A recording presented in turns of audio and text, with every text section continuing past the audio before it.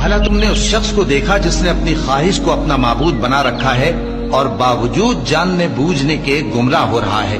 تو اللہ نے بھی اس کو گمراہ رہنے دیا اور اس کے کانوں اور دل پر مہر لگا دی اور اس کی آنکھوں پر پردہ ڈال دیا۔ اب اللہ کے سوا اس کو کون راہ پر لا سکتا ہے؟ تو کیا تم لوگ نصیحت نہیں حاصل کرتے اور کہتے ہیں کہ ہماری زندگی تو صرف دنیا ہی کی ہے، کہ یہی مرتے اور جیتے ہیں اور ہمیں زمانہ ہی ہلاک کر دیتا ہے، اور ان کو اس کا کچھ علم نہیں، محض قیاس آرائیاں کرتی ہیں۔ لبيك لا شريك لك لبيك لبيك والنعمة لك والملك لا شريك لك۔ وہ تنہا کون ہے؟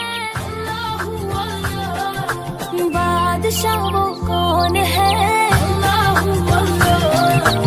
مہرباں وہ